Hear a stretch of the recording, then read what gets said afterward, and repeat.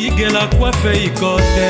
Papa na Kerwan, éternel Kenaya. Kanda, taba, ikote. Sensi. Nganda taba. Fene. Nganda taba. Chez Hugues la coiffe ikote. Papa na Kerwan, éternel Kenaya. Au 174 avenue Aristide Briand, 93 320, les pavillons sous bois. À la petite porte à gauche, association Hugues Ikoté.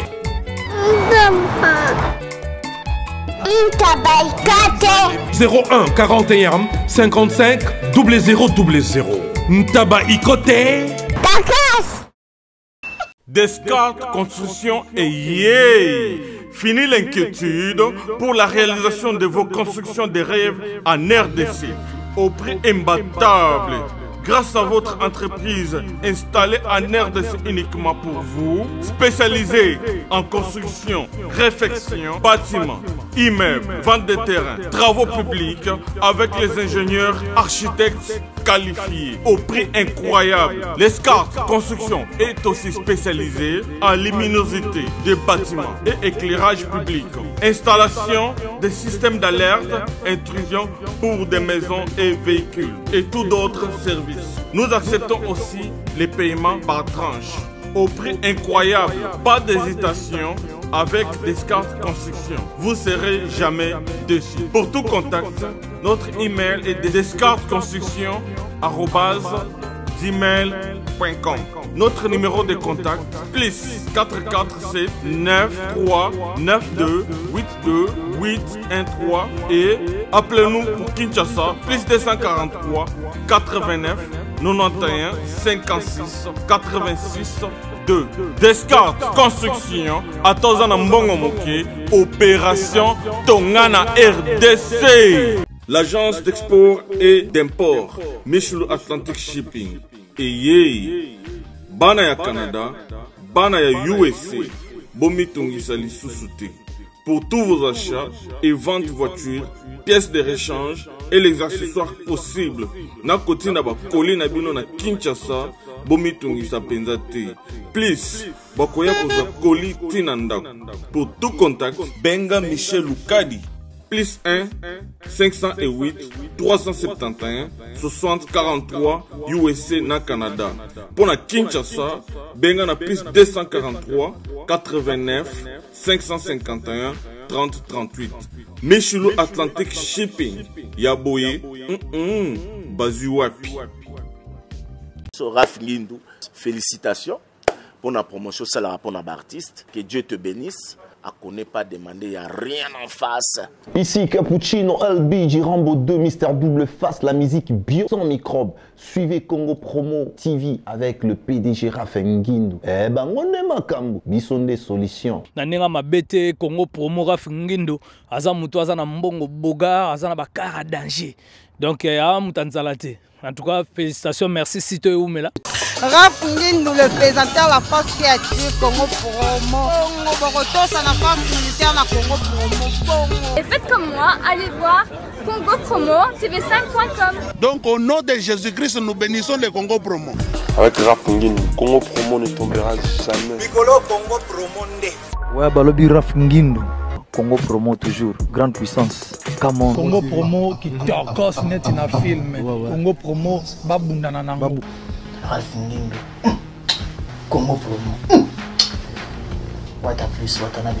Mesdames, messieurs, vous qui nous suivez à travers le monde, c'est toujours un grand plaisir pour nous de savoir que vous accordez une attention particulière à cette émission, raison pour laquelle nous, de la grande équipe des Congo Promo, dirigée par celui qu'on appelle Monsieur l'ingénieur Raph Ngindou, depuis les États-Unis, à qui je ne cesserai de dire grand merci pour la confiance, mais également, comme vous le savez très bien, encore et toujours derrière la caméra, mon jeune frère Cédric Bakamana, professeur des élèves, encadreur des sorcières à Zawana, au Frère au Moulin, pour travailler d'arrache-pied de manière à ce que bino botala rabiso bino bopesa rabiso attention particulière wana bozo ba image moro potable et on peut biso de notre part nous faisons de notre mieux pour de travailler de manière optimale pour que l'information soit puisée à la source, soit potable et fiable, consommable à travers le monde, parce que Congolais n'y sont partout à Mokili, non seulement Congolais mais également d'autres nationalités prennent le temps suffisamment de suivre nos émissions et en auto ça la rappelle fort Wana. Grand merci Nabino. Le numéro qui est affiché c'est notre numéro, c'est-à-dire je ne cesserai de vous demander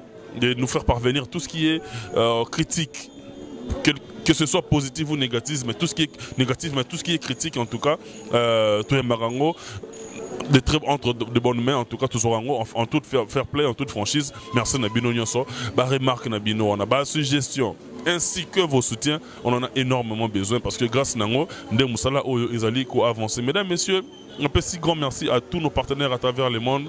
La Grande-Bretagne, Joss Chingo Made, Liverpool, Pamphile Pemele, Blaise Samba Sambale en tout cas. Merci beaucoup Nabino pour la confiance. Merci Nabino également. Naba conseil Nabino comme l'Arabie soit un couple en Italie, couple en tom au continent d'Orient nous fait merci Nabino en tout cas. Ba conseil Nabino pe sala rangai Esengo Makasi. Nolingi bino ya trop toti kala na élément oyo na bino mingi te parce que tout de suite Mambarolo Bezali na invité na biso to se pelar na fond parler na ye avec lui il y a de la matière. Croyez-moi, laissez-moi vous dire à tout de suite.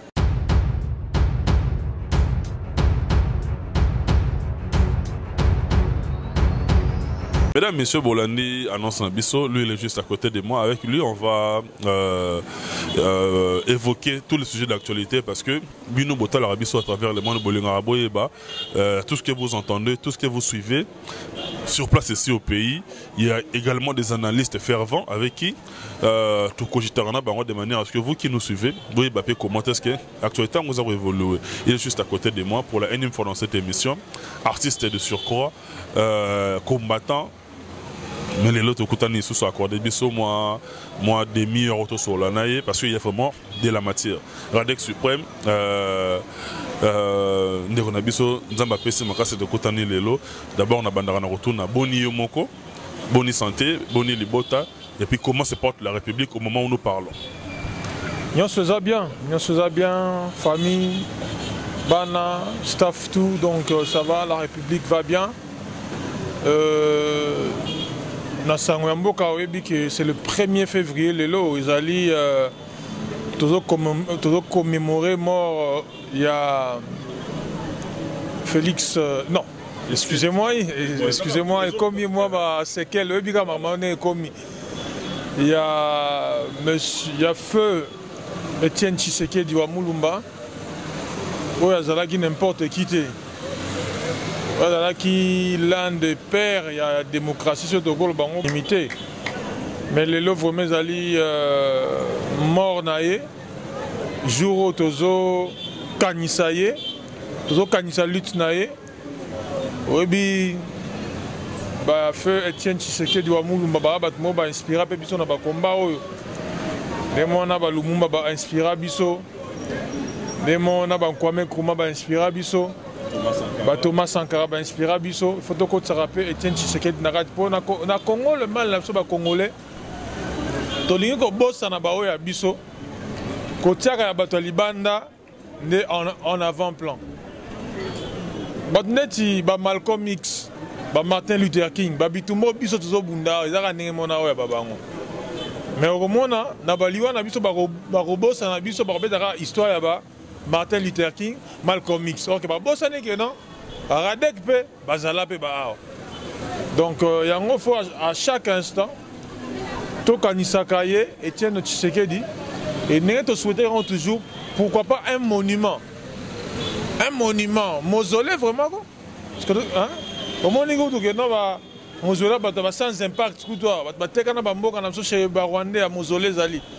Et bon il y a muto yo. Afungola ba biso ba misu afungola peuple ba misu abanda ko loba na soku bana mike inexistant ou to ya moderne sa banda li solo.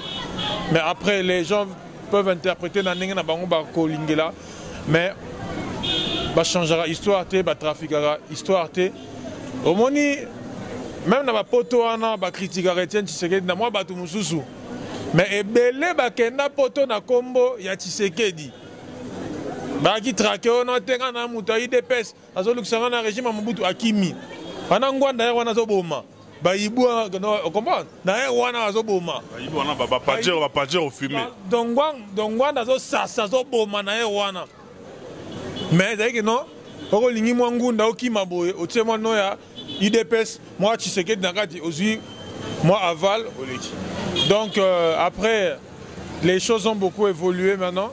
Je crois que 2 ans après sa mort, il est grand temps que Toka Nisae, il est grand temps de rendre hommage. Et il y a une messe à Rosala, la cathédrale Notre-Dame. Donc, Zozala parce que Toza vendredi, le 1er février. Donc, messe à Rosala, ben, Ngaï Naza vraiment indisponible. Vu, voilà, ma Naza, belé. Nalinga vraiment Nazala, autant que Nazala, chaque. Cérémonie en hommage aux martyrs, il fallait vraiment Nazala, la cérémonie Oyo, mais ben, ça n'empêche pas que la République s'arrête et ça n'empêche pas que autres fils et filles dignes de ce pays honorer sa mémoire. Merci beaucoup Alex Suprême. Moi qui moyen tous on aura mon introduction biso peut te rendre hommage na père de la démocratie, l'un des vaillants soldats de notre pays au la dictature jusqu'à la dernière énergie. En tout cas, d'heureuse mémoire place Azali, appelé Manakimia. Biso peut avoir toujours continuer les solos. Mais toi, comme on a biso malamor na actualité, Alex Suprême, j'ai voulu réfléchir avec toi parce que ne rebelle se poser la question. Congolais, quel peuple, quel peuple, quel peuple. Les lots, tout le monde dans les réseaux sociaux, n'a pas page belé et ça fait les buzz même n'a pas page il y a communauté mususu il y a nationalité mususu tout le monde mususu bazo zwango à tort et à travers mususu bazo zwango péjorativement mususu bazo critiquer nango biso de manière vraiment malpropre. Mais biso bato tous sur place on a mboka biso ba congolais s'il faut tout réfléchir dossier à jeune sœur Wana Gladys Nina na Michel dossier wana ikendenge moko boye parce que d'après yo en tant que analyste parce que tu s'attarder nango mingité d'après yo est-ce que eza c'est uniquement pour le buzz ou bien c'est de la pure distraction par rapport à un jeu oh le lombo na biso zoko kenepo je tiens à signaler que ba congolais ba koufi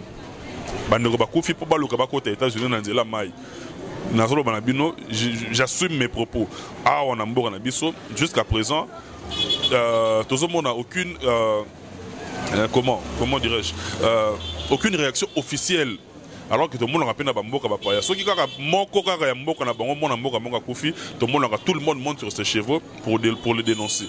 Mais biso ba congolais ba koufi na mai o ata a moko ezala déjà importante mais belé ba koufi na mbala moko na moko ezolo ba maté mais libanda pe tout le monde ba baza mingi na dossier wana o ngana zo benga ngo ya bêtise o na mona ngo terre à terre par rapport ya dossier ba tu ba koufi ba tu ba solo belé. Qu'est-ce qui se passe avec ce point? Bon, au moni peuple congolais, il faut ça l'effort, biso mogoto se reprogrammer, tout se formater, tout bandela, tout se mettre à jour pour degré imbécilité quotidien, degré imbécilité collective quotidien. Et c'est un nzambe ya longwa likolo kita. Pour relaver biso menza mais nous sommes obligés de faire le travail. Le dossier il y a Gladys na Michel sincèrement la personnalité nangai na personnage nangai na eu ko embrasser en côté. Mais il faut na kotango puisque ça fait partie il y a fait des sociétés mobilisées dérangées peut susciter indignation mais à côté de ça et comme il y a moquerie, il y a communauté d'absolu. Et là, je ne suis pas d'accord. Le cas de... Dans toute cette histoire, je ne cesserai jamais de le répéter. Et même sur ma page Facebook Gradex Suprême officielle, je l'avais mentionné. Madame Michel a tort sur toute la ligne. Elle a tort sur toute la ligne. Donc,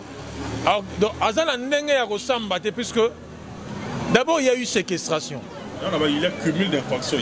Séquestration, il y a torture, traitement inhumain, menace, viol, et puis à filmer. En plus, il élément matériel les alliés. Et ça donc association mobimba. Basangela qui est. Nous avons filmé avec Moutou Moussoussou. Nous avons posé par axe bonnement comme ça, Moutou Moussoussou. Les Congolais disent que Bazalara solidaire, Balingana entre Bango. Je n'ai pas vu la gente féminine et que non Etamboli marche Morobo. Ni na Poto, ni na Congo. Bah association pas ma pambe à la rebelle belé. Tu comprends que non? Bah association féminine wana oya ba droit ba femme à la association ya pamba pamba. To moni bangote. Puisque je ne pense pas que la dame Azan a posé à porter plainte, à déposer plainte. Je ne pense pas.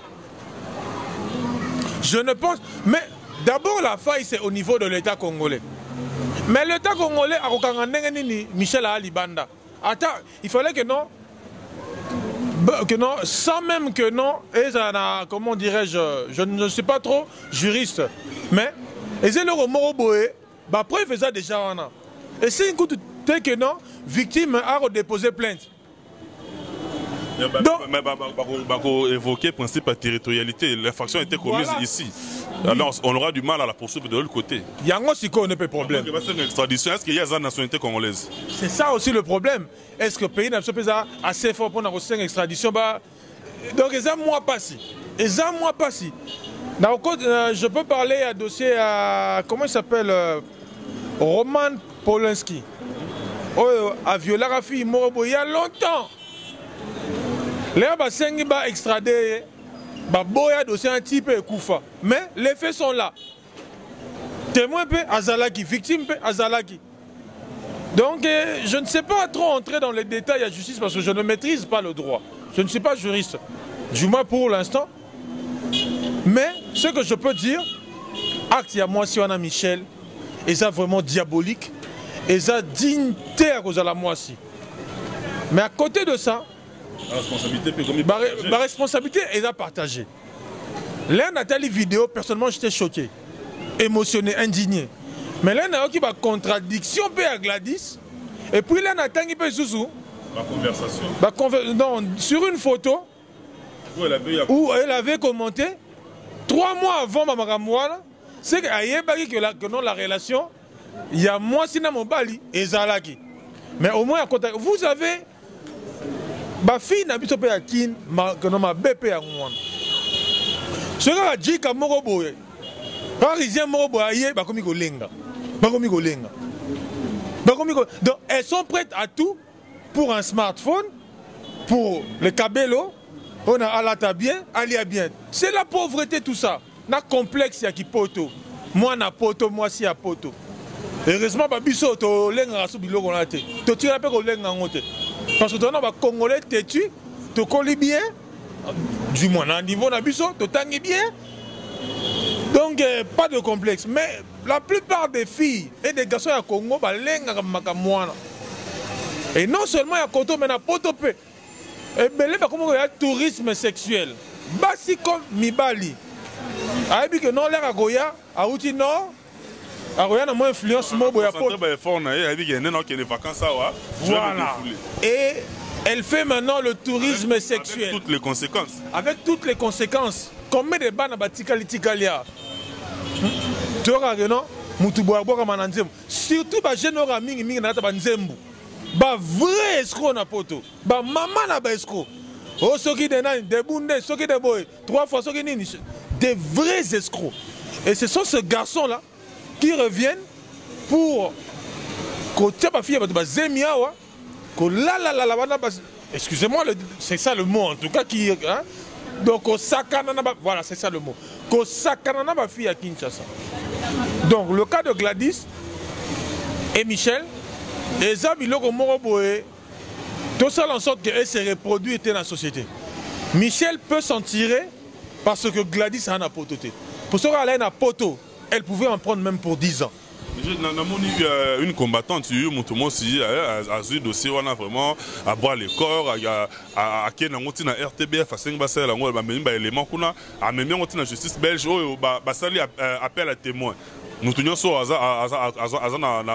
témoignage rapporté par rapport à dossier parce que ça déjà acte moro délictueux bah ça lui appelle à témoin. J'ai vu ça hier na moni be moi si moro boy comme on a amemeli motumo si ba vidéo ba photo na ye ba capture que entre guillemets parce que quand on a juste dans avocat motuté d'après la fille Abia Zalapé victime il y a Michel fille on a rappelé qu'on a un niveau en France ba photo na ye avec des cicatrices Bonaba Abia elle a été victime il y a Michel mais il y a qu'on dit qu'on s'en appel à témoin.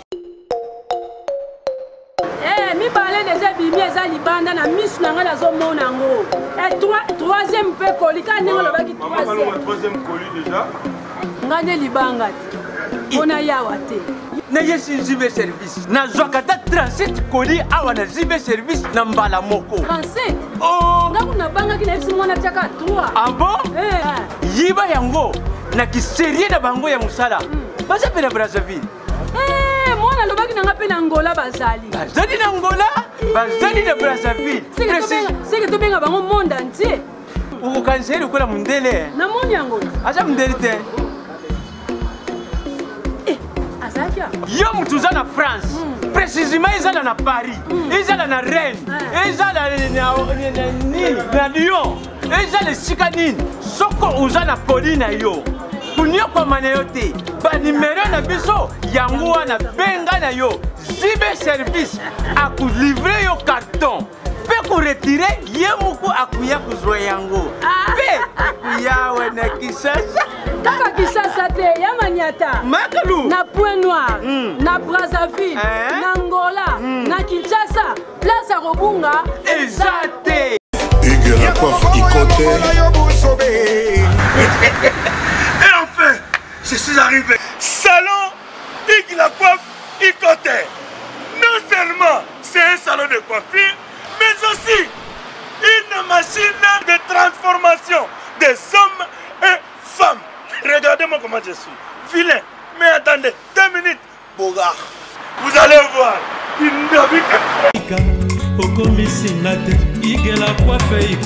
Hugues la coiffe Ikote, votre salon de coiffure mixte afro-européen situé sur la Nationale 3 au 174 avenue Aristide Briand, les pavillons sous bois. Pour plus de précisions, veuillez nous contacter au 01 41 55 00 00 ou encore sur notre site hugueslacoiffeikote.com. Nous sommes ouverts tous les jours de 8h à 20h, même les jours fériés. Hugues la coiffe Ikote, l'homme qui coiffe la ville. Hugues la coiffe Ikote, le salon de coiffure mixte afro-européenne de proximité. Au 174 avenue Aristide Briand, les pavillons sous bois sur la Nationale 3. Un seul numéro, 01 41 55 00 00. La beauté de votre chevelure chez votre frère. Hugues la coiffe Ikote, même père, même mère. Chikicha, chikicha, cha cha. La beauté peut tout changer. Salon Hugues la coiffe Ikote. Quelle beauté! Sexy pour les femmes, dindindi pour les hommes. Bon, on a invité ceux qui non tangi, ceux qui allaient association Moroboye. On a trouvé ça association Moroboye ou bien ONG Moroboye. C'est ça combattant. Si on montre que pas combattant peut entre et diviser Pébino, au lébotala l'essentiel d'abord Maramo est prioritaire l'élo. Na bateau ba confi dans régime à ce que qu'est-ce qu'il faut là, qu'est-ce qui va pas, qu'est-ce qu'il faut améliorer, qu'est-ce qu'il faut amender. Na ba combattant ba carbone, moi peut combattant si moi ça les vidéos à attaquer you peut attaquer Boina. Bon, yango nazo ebate kombo otangi wana ezali ONG eza asbel dans na yebité. Ça combattante. Bon, ozo informer ngai. Bon, on a na yebi que il y a une structure Asbel Moko ONG Mobo et Zolande la Makamwana en symbiose dans la famille il y a Gladys. Vous comprenez? Tu vois dans cette affaire tout le monde a opportuniste et belé balingi visibilité. Bamona bangona TV baleka. Ba association rebelle net sur une autocité en une association en okoyoka ke il y a un motoka individu. D'accord. Okoyoka ke bon bref. Okoyoka ke non l'association est belé, bateau est belé, comme ça on a dit récupération morobo, fonds de commerce, baye ba association, baye ba bango, batala bango. C'est ça même la communauté na biso congolaise. Donc na la diaspora yango wana, bamo na bango. Mais derrière tout ce que on a sur l'année libyen, le contact na asbelo bon na mutu ano tangi. Na famille sur l'année libyen, il n'y a pas de contact. Sur l'année libyen, le contact a été. Mais libre à chaque Congolais à s'indigner dans n'engenaï. Libre à chaque association à s'indigner dans n'engenaï. Il est important que ma voix et s'élever et dénoncer le rapport. Batouba répétera en côté. Surtout Bassi à Poto, surtout Bamibali à Poto. Et ça me rappelle encore Nego. Et puis moi je me dis, la fille Gladys a eu de la chance. Elle a eu de la chance. Il faut puisque nous nous souvenons de l'histoire, il y a Cynthia Vechel, quelque chose comme ça. Oh, il y a Enz. Voilà. Mais tu as l'association Anate Bimara Bimarate. Il faut que des pays au-delà. Il fallait même que nous marchions même la poto. Marche, c'est ça limité. Et ce qui moi cas isolé, peut-être pas la visibilité. Association maintenant, tu vois qu'en ordre dispersé, il y a combien d'associations Lelo et Zolandela dossier wana. Association wana autant que bon, Mutuana autant que est-ce que bah y a bien la famille.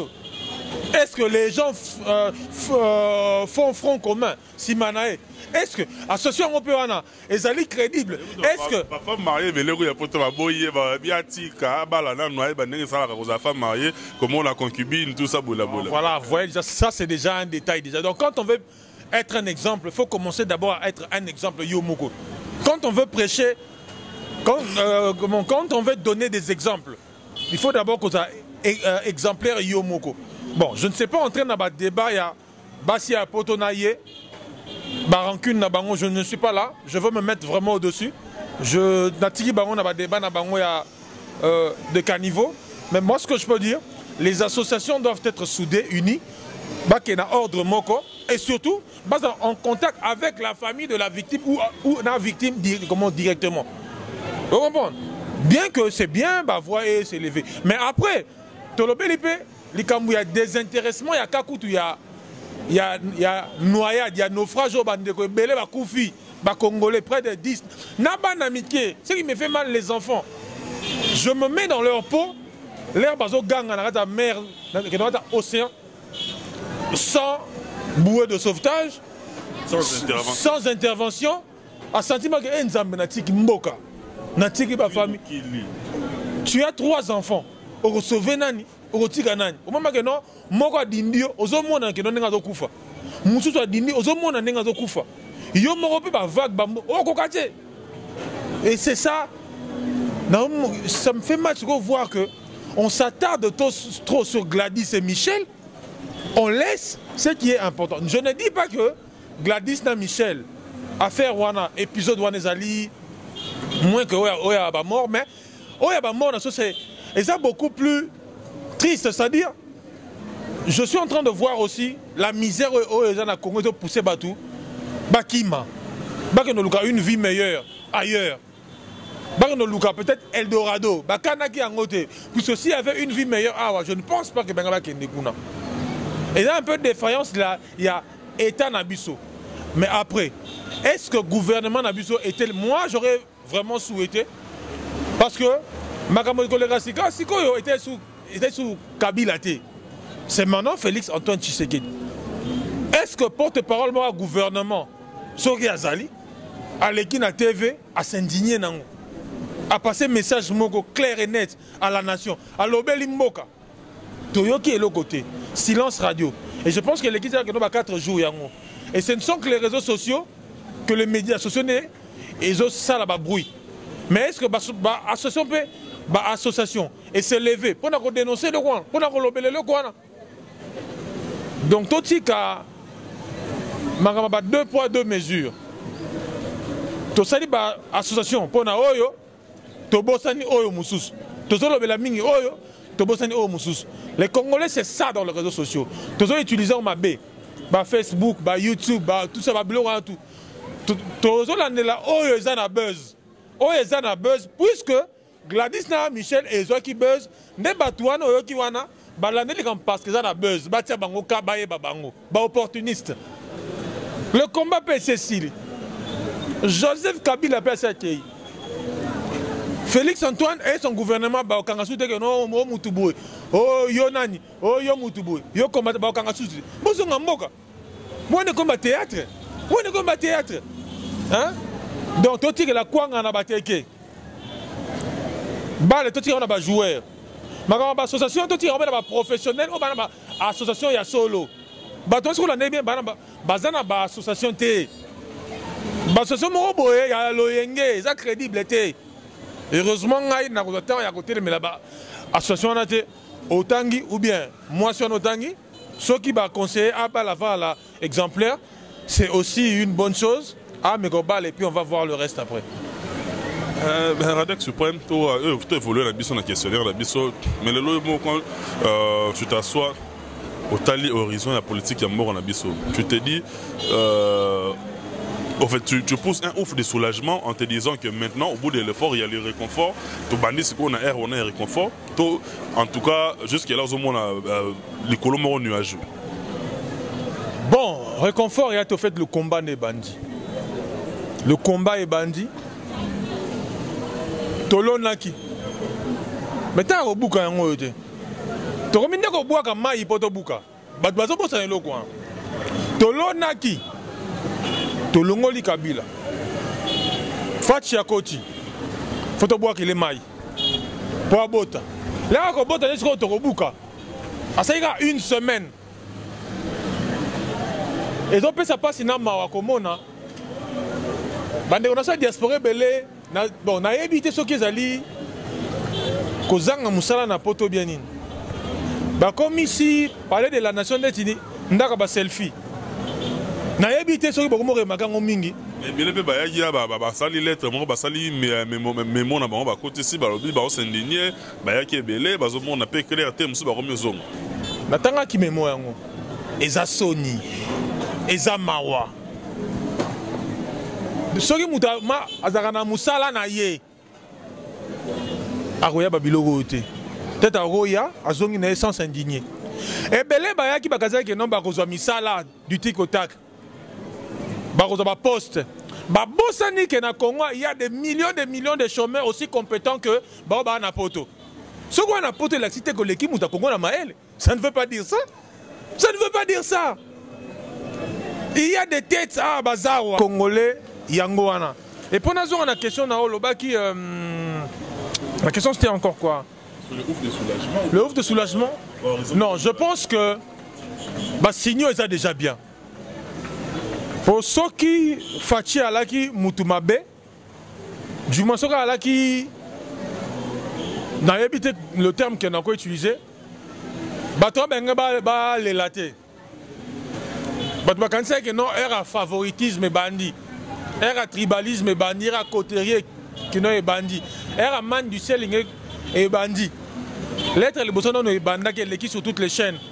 Oya qui officiellement te hôtel et l'andelambon. Batonne comme na Béatrice Hôtel, na Grand Hôtel. Qui invité te, avec une accréditation te. Obiso bato IDPS, obiso bato ya boye, obiso ba membre de famille, on a master nae, on a cousin, balobi niet. Soki yaki officiellement te futa billet na yo. Fouta hôtel na yo. Tu ne sais pas si on a sikoyo. Mais c'est comme ça que la République marche. Les gens doivent comprendre que Félix Antoine. Félix a vu encore même pas son histoire. Mais pourquoi tu as une enveloppe? Est-ce qu'on a pas ça non? Toti kama kamwana. Na ba Libanais, ba Indien, ba Pakistanais, ba Congolais, ba Moussous, ba Tindari. Moi je vois de bons signaux dans le sens nini. Lelo, ce qu'on remarque bien à Kabila. La revendication dans l'entreprise publique qui est en masse. Le tempo est aussi chez les jeunes, chez les étudiants, il y a Lubumbashi. Là, avec la même maïna courant, va profiter un peu, dire que nous avons réduit une affaire académique. Et Zimba la mort on a Transco, et Zimba la mort on a Onatra, et Zimba la mort on a Sonas. Onatra, on a 18 mois impayés, Sonas 50 mois impayés. Voilà. Mais les gens vont vivre comment? Voilà. Et comme il non, bah que ceux qui bossali la revendication mokonzi ya kobelela yo koya. Et derrière tout ça, il ne faut pas oublier un homme, Vital Kamerhe, le directeur de cabinet. Ce monsieur-là, on peut tout dire de lui, mais c'est un stratège. Il y est pour beaucoup parce que lui, il connaissait le système. Voilà. Mais à côté de ça, avec Nazoloba, il n'a jamais causé le bureau, tout porte-parole. Quand on parle bureau, on parle du terme Yankee du Congo. C'est-à-dire, mon habitude. Bureau Moukala. Moukala. Tout Sankara, il y a pouvoir. Non. Je le répète encore. N'a pas si bango 100 jours. N'a pas si cash. Quand je parle de cash, Félix Antoine Tshisekedi, le président de la République élu pour l'instant, et M. Vital Kamerhe, son directeur, n'a pas si bango 100 jours. Tout ça, je crois, dans 90 jours. Basala Moussala, tu peux accompagner bango. Parce que tous en a boule terrain, il y a linga échec à baninga. Soyons aussi optimistes. Topé ça n'a pas chance. Travaillons ensemble. Tout épaulé baninga. Tout ça la combat pour le plaisir, à ça la combattre. Tout mener lutte pour le plaisir, à mener lutte. Tout accompagner ba konziamboka, tout ken liboso parce que réussite na bango. Et ça bonheur na biso. Réussite na bango ça bien-être na biso. Mais Congolais tu remarqué ni eloko mabe motema mabe.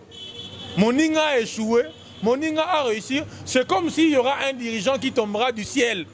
Même s'il y a Zouaël Lelo dans ce pays comme président de la République, il y aura toujours des opposants comme Fayoulou qui diront non pour le plaisir de dire non.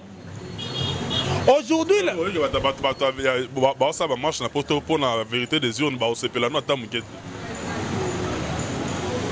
cette comédie-là doit cesser dans la diaspora. Beaucoup de gens de la diaspora savent que Fayoulou ne revendique sa victoire, sa vérité de urne que par l'influence des médias occidentaux. Ce sont les médias occidentaux qui ont fait tout ce travail-là de faire croire à l'opinion tant nationale qu'internationale que Fayoulou a gagné. Fayoulou a gagné sur base de quelles preuves? Sur base de combien d'observateurs, comment dirais-je, de témoins et des procès-verbaux en possession. Il y avait 75 000 bureaux de vote. Azaki n'a combien de bureaux de vote? La Senko, aujourd'hui, nous le savons, inféodée à certaines personnes. Vous voyez bien comment ça fonctionne. La Senko n'est pas neutre. Et aujourd'hui, l'Église catholique ne doit plus penser que nous sommes à l'époque coloniale. Les temps ont changé, les choses ont évolué. La même Église catholique, elle a soulevé la foule pour dénoncer le régime Kabila. Tout le monde était derrière elle. Non et non, archi faux. Moi, je l'ai toujours dit, c'est l'Église catholique qui a fait le lit à M. Kabila. Sori Batubaro Lelo, sur l'église catholique, puisque il y a un Beki, na Kabila, na décembre 2016. Vous vous souviendrez. D'accord, ça c'est bien. Donc, arrêtons de chercher le diable ailleurs. Lelo Moutou Morote a la preuve que le pouvoir de Félix Antoine Tshisekedi a été négocié. Ce sont des suppositions, des hypothèses. C'est ça l'homme congolais. Preuve vraiment comme quoi ils étaient. Audio ils étaient. Image ils étaient. Mais Lelo, nous sommes en mesure d'affirmer que M. Fayoulou n'a pas de preuves. Puisqu'il n'a pas eu 75 000 témoins. Moi et toi, nous sommes d'accord. La Senko n'avait que 40 000 témoins sur 75 000 bureaux de vote. Mais comment on certifie le bureau? Et c'est quand même normal. Vous pensez que Fayoulou peut battre Fachi à 62%? C'est quand même sérieux. Tout ça est quand même sérieux. Fayoulou a été... c'est un candidat au choisir. Choisir qui est à Genève. Mais à Zubé Moto, on a parti à Genève, na impulsion, il y a Katumbi, na Bemba. Ce qui est le roi des Alakité, Toyebi poids, il y a Fayoulou, il y a 2-3 mois. Toyebi yango. Toyebi poids, il y a Fachi, il y a 2-3 mois. Toyeba, Totika Kokosa, Nair Morubu. Totika Kokosa. Les gens remarquent le mot Nini. Ensemble à se retirer. Na meeting à lobby. Meeting au Ekosa la lobby. ensemble et Gozalate.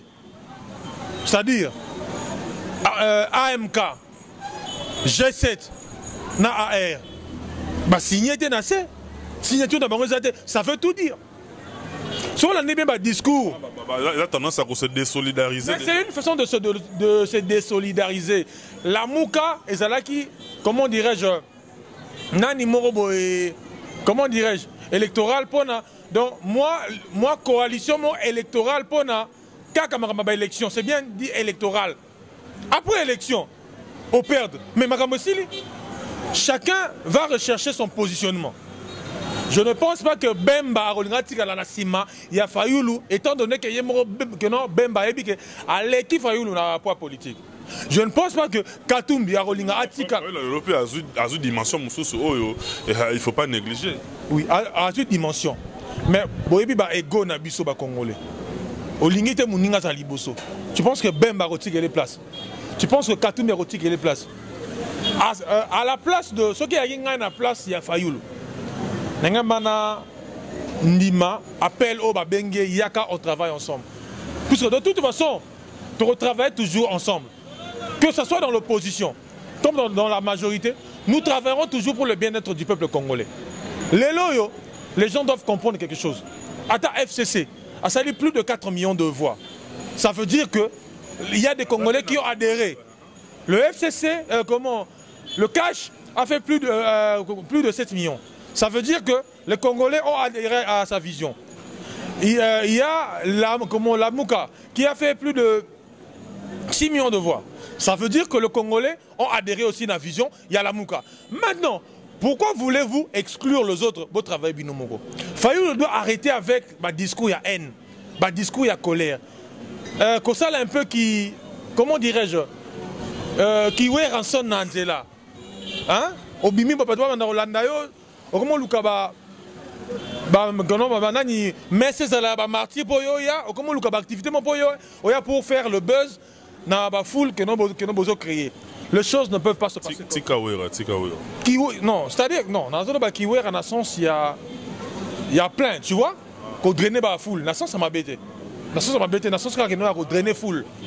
Alors ils ont créé ba bureau Moroboé. Marie Paul P a donné la foule. Marie Paul P, JB et tout le monde, voilà. Donc voilà le terme Zongingaï. Il veut faire le musicien. Or nous sommes en politique. Il doit comprendre une chose, M. Fayoulou, que les dés sont déjà jetés. Qu'il a déjà perdu. Et ça ne sert à rien de faire du théâtre.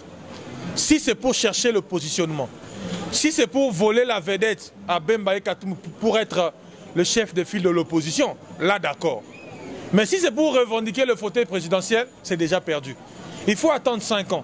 Mais dans 5 ans, les cartes ne seront plus Nengezalélo. Puisqu'il y aura une nouvelle énergie Pégoya. Des jeunes comme nous, des jeunes comme vous, des jeunes comme eux, Baroya. Nous ne pouvons pas laisser la politique aux sexagénaires, qu'aux quinquagénaires, qu'aux quadragénaires. Il faut Baya. Les jeunes ambitieux comme nous, il faut Toya. Nous avons quelque chose à dire. La structure Totelema dans 5 ans ne sera plus Sekaza Lelo. Nous allons faire adhérer Congolais Belé na vision na biso. On comprend? Donc les cartes ne seront plus les mêmes dans 5 ans. Les Bemba Bakoyape en force. Les Katoumi Bakoyape en force. Kabila aussi va revenir en force. Les gens oublient ça. Dans 5 ans, Kabila à Rosala n'a 52 ans. Donc il aura toujours une carte naïe à jouer. Énergie Rosala. Puisque éligible. Puisque le candidat au Misatu Yasuka Baza Sikoyo, na âge il y a na âge naïe 52 ans à Rosalango dans 5 ans, bah toujours Mikolo naïe na âge à Sikoyo. Donc il y aura toujours une bataille au Rosala. Et puis Rosasu n'enge a boité. La crainte de Fayoulou c'est quoi? Ce qui a raté l'occasion. Or, le combat est déjà perdu. La Cour constitutionnelle a déjà statué et elle a tranché. Le président connu est déjà là. Donc, ou bien a postulé à gouverneur de la ville à Kinshasa. Ce n'est pas petit poste aussi. Et ça peut mouquer. Nous nous souviendrons que c'est à cause de lui que et n'est pas Kimbuta. Mais avant un peu porte-parole, il y a opposition. Par exemple, ils appellent le Gomogo et que jouer pena porte-parole, il y a opposition. Oui, ils allaient dans l'institution. Oui, ils allaient dans l'institution. Ils sont en opposition dans Moussous. Le Congo est à Moula. Opposition à l'institution. Mais oui, à l'institution, ils allaient. L'institution est positionnée et où met la bonne tika la bonne parce que on s'est prononcé mais il y a Rosango Lelo pour désigner yon. Et ça n'a Yankepe Belekuna qui sont aussi ambitieux. Yankepe Bazaguna ils sont ambitieux. Donc les gens doivent toujours voir les deux côtés de choses. Vous comprenez? Donc moi je vois l'avenir en rose en tout cas. Naba signo fort comme Kende. Vous vous souviendrez que Bakangi il y a un général, général de brigade Mombo Bakangi parce que à détourner Bambongo il y a comment il y a Kobongisa, il y a réhabilitation, il y a Kitona, base à Kitona, na base Moussouana, il y a Kamina. Est-ce que Bambongo Kangabango Bosso n'a pas Kabila? Aner peut bimisser Batebele. Voilà. Plus de 70 personnes Aner a libéré Bango. C'est déjà. On a une information sûre. Non bien, mais si Koyo, Moutao travaille boué. Il faut un occupé que nous boyons. Il faut l'animer de mauvaise foi. Il faut la mauvaise foi vraiment. Il faut, tu fais de l'opposition que pour faire de l'opposition. Tu fais de la lutte, tu mènes le combat que pour mener le combat. Et ça n'a sens. Et la crainte c'est quoi? Opposition contre Misala et que ça l'est bien, nous l'espérons. Dans le futur, peuple Rohinabango. Peuple Rohinabango Minopamba. Peuple Rohinabango Minopamba. Maintenant, la seule tâche qui nous reste, c'est que désarmer tous les mours autour de Kabila. Kabila zongi civil. A sous soldat. A sous soldat, mais a sous président de la République. N'enga désarmer qui tous les soldats bakang kokolokan tchachi par peur il y a coup d'état. Il faut pas désarmer par crainte qu'il a créé milice. A zongi civil. Ba ça est ba policier ata 10 parce que bakozala ko futama na contribuable congolais. Non, c'est faux. C'est faux. Non. Mais Jeep,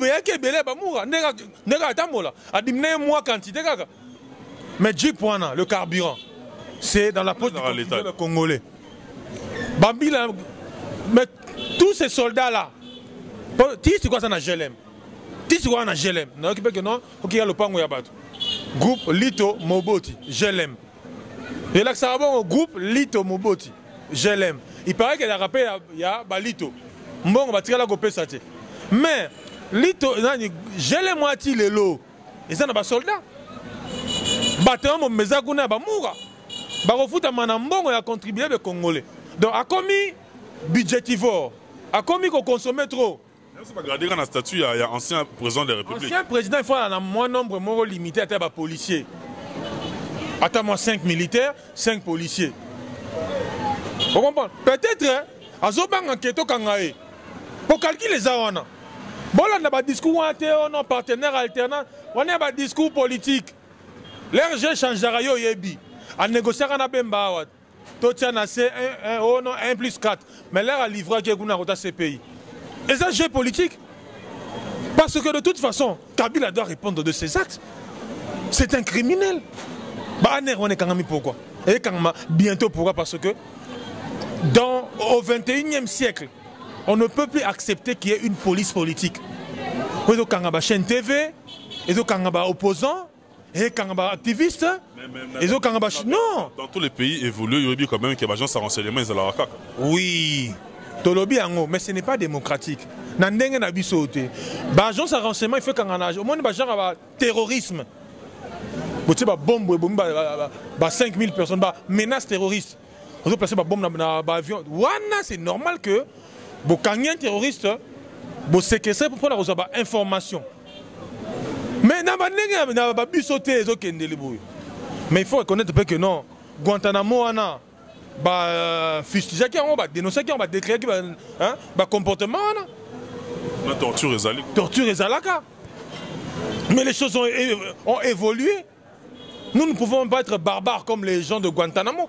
Nous aspirons à un État civilisé, à un monde civilisé. Des pratiques comme ça ne peuvent pas exister. Et ce monsieur-là, Kalev, qui doit répondre de tous ces abus, de tous ces crimes. Comme un gouverneur à là-bas.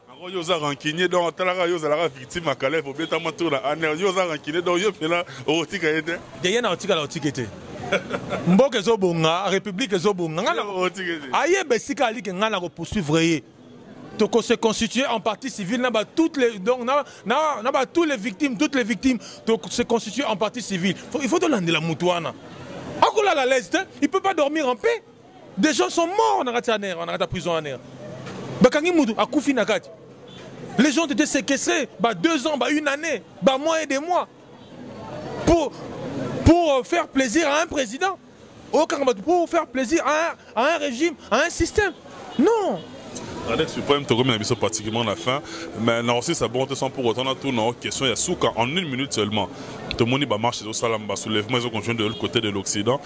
D'un côté, parce que Oza avant tout artiste. Donc, artiste engagé, si on peut le dire ainsi. Parmi les précurseurs, il y a dénoncé tout haut ce qui se faisait tout bas. Il y a Liwana, il y a le monde vagango, il y a Kobota Bafouin. Mais il y a des gens qui ont vendu, peut-être de Balobi, que Lelo, Namoussa, Nabino, Napoto, ils ont prêté à la confusion que musique est roson. Tu te dis quoi Lelo finalement? Parce que comment ils ont continué, parce que tout le vérité. Ils ont continué combat. Bazali autorobo ya bete pour bazaba Congo le rôle biso na bande remso balobi musique ezo remso baboy yo na position lelo non musique na poto ebetaka musique na biso ba groupe na biso net oti OK tourner les ara liboso qui tourner non parce que ba bazara ko na beta ba kosa les anciens de quartier latin les anciens de Wenge bolebe metro ba ezo na sens que oti awa na groupe na yo boki tourner européenne nenga ki liboso. Voilà, des hommes civilisés qui se prétendent démocrates. Quand on se prétend démocrate, il faut qu'on appelle moi marge à tolérance. Des gens qui se prétendent démocrates et tolérants. Bon, qui qu'on dit elle poto et bêta, elle qui n'est bêta. 2 poids 2 mesures. Le quartier latin a poto et bêta. Il y a qui n'est pas bêta côté qu'on a poto. Comment un groupuscule de gens qui se font appeler combattants? Parce que le combat c'est Sili en fait. Le combat c'est que Bani Moussoussou. Le combat en version Liboso est Sili déjà. Kabila est parti, bien que le système est tiré de déracinant, c'est toute une stratégie. On ne peut pas demander à Fachi de faire un miracle. Il doit travailler petit à petit.